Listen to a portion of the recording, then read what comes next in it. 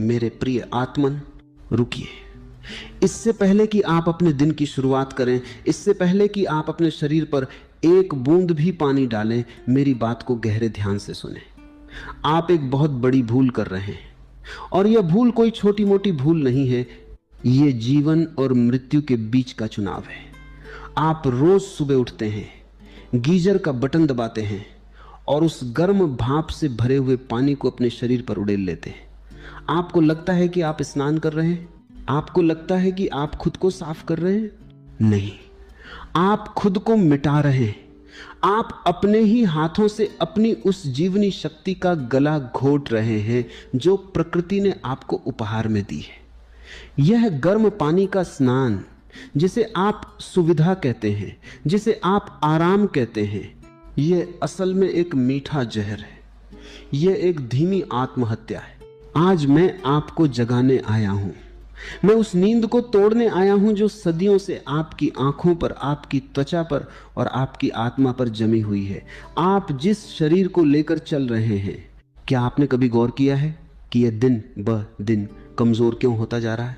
50 साल पहले का आदमी, 100 साल पहले का आदमी लोहे जैसा मजबूत था, और आज का आदमी एक सूखे हुए पत्ते जैसा है। जरा सी हवा चलती है और वह बिखर जाता है, बीमार पड़ जाता है। क्यों? कारण बहुत गहरा है, और वह कारण छिपा है आपकी सुबह की उस पहली गलती में जिसे आप नहाना कहते हैं। देखिए, मनुष्य एक बहुत ही अजीब प्राणी है। वह हमेशा सुरक्षा खोजता है। वह हमेशा वहीं लौटना चाहता है जहां उसे कोई खतरा न हो, जहां उसे कोई कष्ट न हो। गर्म पानी मनोवैज्ञानिक रूप से आपको मां के गर्भ की याद दिलाता है। गर्भ में पानी गर्म था, अंधेरा था, कोई चिंता नहीं थी, कोई संघर्ष नहीं था। तो जब आप गर्म पानी से नहाते हैं तो आप अनजाने में, अचेतन रूप से वापस उसी गर्भ में छिपना चाहते हैं। आप जीवन से भाग रहे हैं, आप संघर्ष से भाग रहे हैं, आप उस ठंडक से भाग रहे हैं जो जीवन का स्वभाव है। लेकिन याद रखें, गर्भ में लौटना संभव नहीं है, और जो लौटने की कोशिश करता है वह जीवन की दौड़ में पीछे छूट जाता है। गर्म पानी आपको सुलाता है, यह आपको बेहोशी में ले जाता है, यह आपकी मांसपेशियों को, आपके स्नायुओं को ढीला कर देता है। और एक ढीला शरीर, एक शिथिल शरीर कभी भी एक जागृत आत्मा का मंदिर नहीं हो सकता। सत्य तो यह है कि सुविधा मृत्यु है। जितनी ज्यादा सुविधा उतनी जल्दी मृत्यु। और संघर्ष जीवन है, चुनौती जीवन है। जब आप ठंडे पानी के नीचे खड़े होते हैं तो क्या होता है? कभी आपने उस क्षण को पूरे होश के साथ जिया है। वही असली विज्ञान है, वही असली ज्ञान है। जब बर्फीला ठंडा पानी आपकी रीढ़ की हड्डी को छूता है, जब वह आपके सिर के ऊपरी हिस्से पर गिरता है, तो एक क्षण के लिए सब कुछ रुक जाता है। आपका मन जो 24 घंटे बकबक करता रहता है, वह एक झटके में चुप हो जाता है।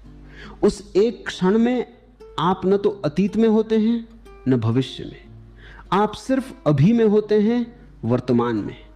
वह जो झटका लगता है जिसे विज्ञान शॉक कहता है, वही तो जागृति की पहली सीढ़ी है। आप पूछेंगे कि ओशो, शरीर को कष्ट देने में क्या लाभ है? यह कष्ट नहीं है, यह शरीर को याद दिलाना है कि तुम जिंदा हो। विज्ञान आज जो बातें कर रहा है वह हमारे ऋषियों ने, हमारे योगियों ने हजारों साल पहले जान ली थी। उन्होंने इसे प्रयोगशालाओं में नहीं जाना था, उन्होंने इसे अपने भीतर की प्रयोगशाला में अनुभव किया था। विज्ञान कहता है कि जैसे ही ठंडा पानी शरीर पर गिरता है, शरीर शॉक में आता है। ये शॉक क्या है? ये आपके शरीर का अस्तित्व को बचाने का प्रयास है। जैसे ही ठंडक त्वचा को छूती है, मस्तिष्क को एक संदेश जाता है, खतरा है, तापमान गिर रहा है।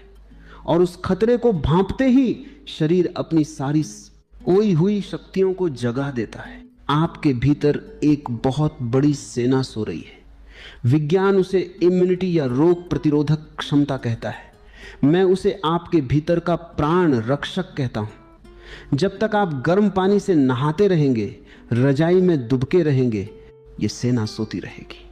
इसे लगेगा कि सब कुछ ठीक है, कोई दुश्मन नहीं है, तो जागने की क्या जरूरत। लेकिन जैसे ही ठंडा पानी गिरता है, ये सेना चौकन्नी हो जाती है। शरीर के एक एक सेल में एक एक कोशिका में बिजली दौड़ जाती है। श्वेत रक्त कोशिकाएं जो आपके शरीर की सिपाही हैं, वे हरकत में आ जाती हैं। वे तैयार हो जाती हैं किसी भी हमले का सामना करने के लिए। इसीलिए जो व्यक्ति ठंडे पानी से नहाता है, बीमारियां उसके पास आने से भी डरती हैं। विषाणु, कीटाणु, वायरस, ये सब कमजोर शरीर को ढूंढते हैं। और गर्म पानी से नहाने वाला शरीर कमजोर ही होता है, वह एक खुला निमंत्रण है बीमारियों के लिए। लेकिन जो व्यक्ति ठंडे पानी की चुनौती स्वीकार करता है, उसका शरीर एक किले की तरह बन जाता है, अभेद्य और मजबूत। और यह केवल शरीर की बात नहीं है, ये मन की बात भी है। आज की दुनिया में सबसे बड़ा रोग कैंसर नहीं है, सबसे बड़ा रोग है अवसाद, डिप्रेशन। आदमी उदास है, उसके चेहरे से रौनक गायब है, उसकी आंखों में कोई चमक नहीं है। वह बस जी रहा है क्योंकि उसे मरना नहीं है। वह घसीट रहा है खुद को। जानते हैं क्यों? क्योंकि उसके भीतर के रसायन, उसके भीतर की ऊर्जा सो गई है। वो ठंडा पड़ गया है, लेकिन गलत तरीके से। उसका खून ठंडा है, लेकिन पानी गर्म है। होना यह चाहिए कि पानी ठंडा हो और खून गर्म हो। विज्ञान ने एक बहुत ही अद्भुत बात खोजी है।